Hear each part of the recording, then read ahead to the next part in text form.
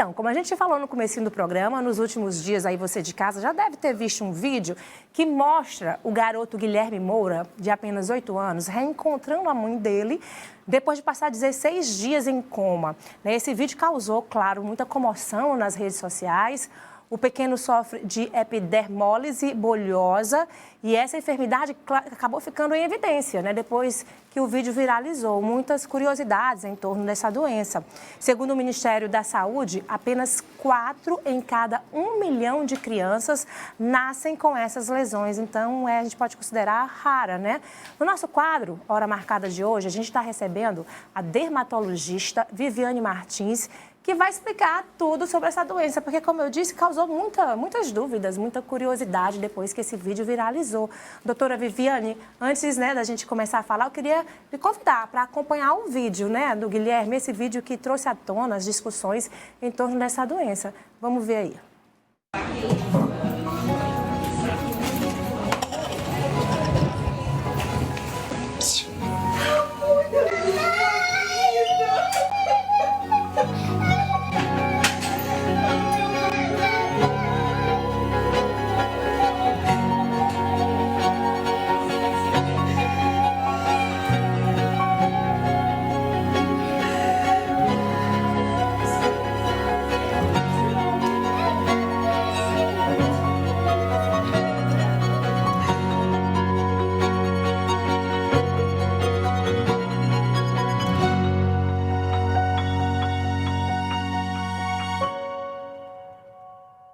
É emocionante, Então, a história do Guilherme ganhou, ficou conhecida, bem conhecida, e as pessoas ficaram curiosas, de conhecer um pouquinho mais sobre essa doença, doutora, que tem um nome complicado, como eu disse no começo, não é tão comum. Vamos começar explicando que doença é essa? A epidermólise bulhosa, ela é uma doença rara. Na verdade, ela é um grupo de doenças, porque existem vários subtipos das doenças. Desde condições que são mais leves e mais localizadas, até casos mais graves, como o que viralizou do menino Gui.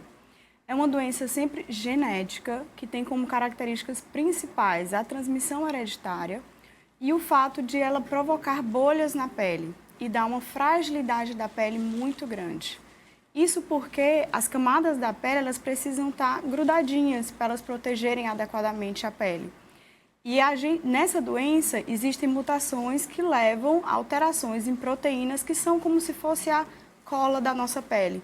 E aí, com pequenos atritos, pequenos traumas, já há formação de bolhas. A criança, o bebê já nasce com essas bolinhas na pele? Tem como se saber no acompanhamento pré-natal? Como é que isso acontece, doutora? No acompanhamento pré-natal, não é possível a não ser que já haja uma história familiar. Já se saiba na família da ocorrência dessa doença e se faça já uma investigação. Mas a criança, quando nasce, já é perceptível as alterações da epidermólise bulhosa. Inclusive, é um momento da vida muito crucial para os cuidados. Cuidados que vão desde uma equipe multidisciplinar de médicos, enfermeiro, nutricionista, fisioterapeuta, até mesmo cuidados como, por exemplo, uma simples pulseira de identificação na maternidade já precisa se ter cuidado. Então, geralmente, já é perceptível os primeiros indícios da doença ao nascimento. Essas bolhas, essas feridas, elas doem, doutora? Sim. Inclusive, é uma das grandes preocupações no tratamento da doença, já que é uma doença que não existe um medicamento para curar, não é uma doença que ainda exista cura, mas uma das grandes preocupações é justamente o cuidado com a dor e com a coceira.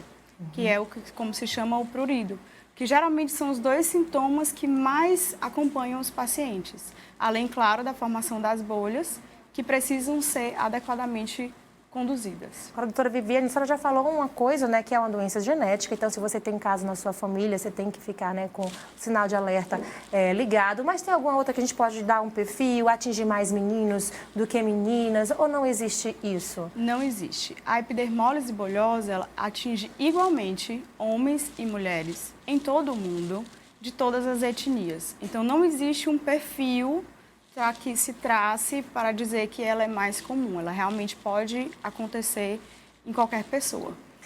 Certo. E as consequências da doença, né? Que se a gente observar o videozinho do Gui, a gente percebe que ele tem uma certa alteração na voz, né? Ele estava saindo de um estado de coma. Então, ela pode acarretar outras coisas no nosso organismo, doutora? Pode sim. Em todos os subtipos da epidermólise bulhosa, que são 4 principais, a gente tem formas mais leves, que são as formas localizadas, e existem as formas mais graves.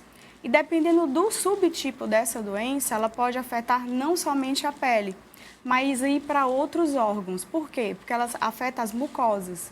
Então, pode afetar o trato respiratório, ela pode afetar o trato gastrointestinal, a mucosa oral, afeta os dentes, pode também afetar o cabelo, pode também afetar o trato geniturinário. E nessa condução desses problemas é muito importante a atenção especializada e muitas vezes preventiva. Ou seja, uma criança com epidermólise bulhosa, ela já tem um atendimento multidisciplinar antes mesmo dela ter complicações. Porque o que se objetiva é justamente evitar as complicações. Por exemplo, na boca ela pode ter várias erosões, várias bolhas que podem evoluir com colabamento e prejudicar inclusive a nutrição dela e o desenvolvimento, já que a gente está falando de uma criança. E existem também vários outros órgãos que podem ser afetados, que demandam muitos cuidados. Por exemplo, no caso do menino Gui, que a equipe médica chamou bastante atenção, né, dos cuidados que são realmente muito importantes diante de ele ter essa doença de base, essa doença inicial. E até porque as feridas na pele podem, né, favorecer o aparecimento de infecções, né, isso? E comprometer a saúde na fase adulta. Eu não lembro de nenhum caso, a gente acompanhando na fase adulta. Mas são cuidados que você tem que levar para o resto da vida? Você consegue ter uma qualidade de vida, apesar dessa doença, doutora? Sim. Consegue ter uma qualidade de vida e, para isso, é essencial justamente essa equipe multidisciplinar. Por exemplo, a fisioterapia é muito importante para manter a funcionalidade dos membros, para manter a capacidade funcional dos membros. Porque, por exemplo, existem algumas formas de epidermólise bulhosa em que os dedos ficam parcialmente unidos e aquilo dali pode prejudicar, inclusive, toda a vida, inclusive na vida adulta. Então, é muito importante desde cedo, mas são pessoas que precisam de um acompanhamento multidisciplinar para toda a vida. E o que mais chama a atenção é que muitos pacientes da epidermólise bulhosa falam isso, e as suas famílias, quando são crianças pequenas, que não é só essa equipe, esse tratamento para evitar as complicações, dependendo da forma, porque quando se tem o diagnóstico adequado, a gente sabe, dependendo da forma, o que pode acontecer naquele subtipo da doença dele. Mas o que chama muito a atenção também é que a grande importância é que ele sofre muito com o preconceito. Exatamente. Porque a epidermólise bulhosa ela é uma doença que não é contagiosa. Mas importante que se diga isso, né? Porque ela tem muito aspecto visual, né? Então, não precisa, né, ter esse medo, porque realmente a doença não passa, não é transmissível. A doença não é transmissível e, infelizmente, os pacientes sofrem muito com isso. Porque como a gente está falando do maior órgão, do órgão que é visível, a pele, que é visível para todos, muitas pessoas têm o preconceito de olhar para aquela criança ou para aquele adulto e achar que aquela doença é contagiosa. Então, eles sofrem muito com isso. Então, é muito importante que se difunda boas informações, para que a gente tenha esse acolhimento, esse cuidado. E aí também entra, inclusive, a equipe com psicologia, com psiquiatria e a informação da sociedade, que essas pessoas precisam de um apoio ainda mais especial. Então, como a senhora está explicando, é preciso uma equipe multidisciplinar, de multiprofissionais. E esse tratamento, ele é disponibilizado no Sistema Único de Saúde? Ele é gratuito? Como é que acontece o tratamento, doutora? Infelizmente, existe inclusive já um protocolo clínico e diretrizes terapêuticas, que é um protocolo do Ministério da Saúde, mas o que a gente percebe na prática é ainda uma dificuldade de realmente ser implementado esse cuidado lá onde o paciente precisa. Então, não só nas grandes capitais, por exemplo, mas lá no interior e de todos os estados, né, as regiões do nosso país, para que chegasse o cuidado realmente adequado ao paciente lá onde ele mora, lá onde ele realmente precisa. Infelizmente, ainda temos muita deficiência, principalmente quando falamos de saúde pública. Precisamos realmente melhorar as políticas de saúde pública para implementar, de fato, o que já está no papel. O que eles precisam, né, desse apoio. E o que eles, de fato, precisam. Mas existe uma associação, que é a DEBRA, ela tem internacionalmente e tem também aqui no Brasil, que é a DEBRA Brasil, que ela acolhe os pacientes E ela é muito importante porque ela oferece muita ajuda, desde o recém-nascido até a idade adulta. Tá certo, doutora, mas acho que o recado que fica, gente, é pra gente combater o preconceito, né? Então, é uma doença que não é transmissível, como você explicou, e eu acho que o acolhimento também faz parte do remédio, né? Para que essas pessoas possam ter mais qualidade de vida, doutora.